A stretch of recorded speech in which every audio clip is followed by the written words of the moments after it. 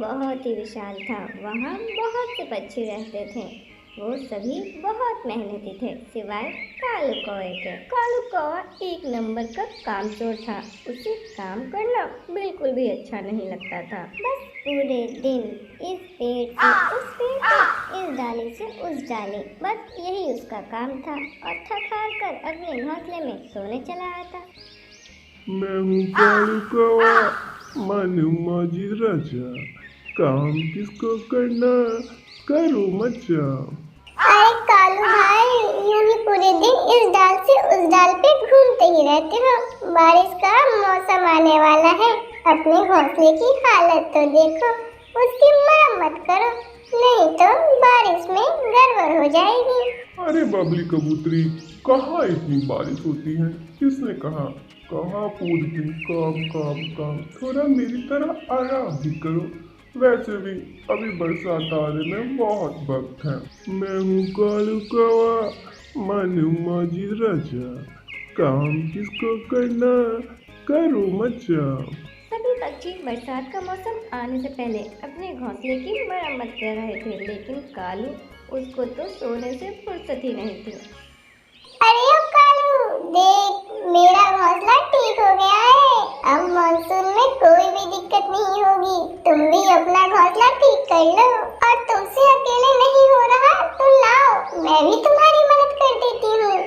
अरे बबली, क्यों उस कौवा से बहस कर रही है? उससे कोई भी फर्क नहीं पड़ने वाला। बिल्कुल सही कहा तुमने गौरिया।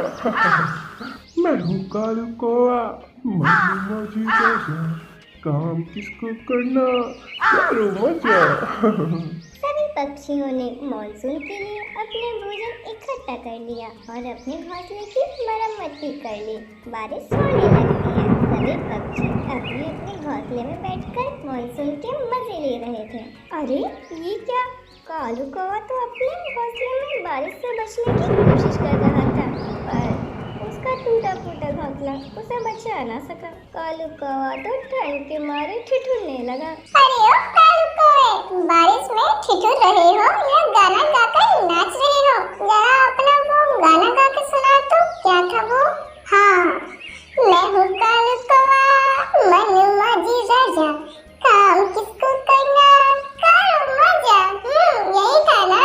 देखो बबली कबूतरी, ऐसा नहीं करते। माना कि कालू कौवा कामचोर है, लेकिन है तो अपना पड़ोसी ही, उसे तकलीफ में रहने नहीं दे सकते। लेकिन टुनटुनी, कोई बात नहीं बबली कबूतरी। कालू, एक काम करो, तुम मेरे घोंसले में आ जाओ और हाँ, ये कुछ दाने हैं, इसे खा लेना।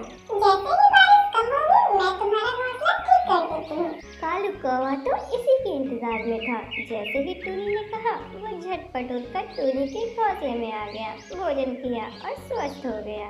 कुछ ही देर में बारिश रुक जाती है। टूनी चिड़िया तो कालू कौवा का घोंसला बनाने में जुट जाती है। टूनी चिड़िया कालू कौवे को मदद करने के लिए कहती है, लेकिन कालू कौवे को कहाँ कोई फर्क पड़ने वाला था। वो तो सोए सोए अपना गाना गाने लगा। मैं हूँ कालू कौवा, मानू मौजी राजा, काम किसको करना, करो मजा। टूनी चिड़िया ने कालू कौवे की मदद की। कालू कौवा अपने घोंसले में वापस लौट गया। वो तो टूनी का आभार प्रकट करने की जगह उसे ही खड़े खोटे सुनाने। अरे रे रे रे, ये टूनी तुमने क्या किया? तुम्हारा घोंसला तो कितना शानदार और मजबूत है, और जब बात मेरे घोंसले की आई तो तुमने ये लापरवाही दिखाई। देखा टूनी तुमने इस कलवा को? कोई क्यों करे मदद इसकी भला? कोई बात नहीं बबली कबूतरी, है तो आखिर अपना पड़ोसी ही ना। और फिर जंगल में लगातार बारिश हुई। कोई भी पक्षी अपने घोंसले से बाहर नहीं निकला। अपना इकट्ठा किया हुआ भोजन खाकर ही अपने घोंसले में ही रहते। लेकिन कौवे के पास अब घोंसला तो था, पर भोजन नहीं। यूं ही 4 दिन बीत गए। कालू कौवा तो अधमरा सा हो गया। अरे रे रे रे, लगता है मैं तो भूख के कारण बेहोश हो जाऊंगा। इतना कहते ही कालू कौवा भूख के कारण बेहोश होकर नीचे गिर। सभी पक्षी इकट्ठा हुए और कौवे को उसके घोंसले में ले गए, उसे पानी पिलाया। कालू कौवा खाना खा के स्वस्थ हुआ और सभी पक्षियों से माफी मांगी और फिर गाना गाने लगा। मैं हूँ कालू कौआ मन मौजी राजा, काम करो भाई काम करो तभी आएगा मजा। हाँ कालू भाई बिल्कुल सही बात कही।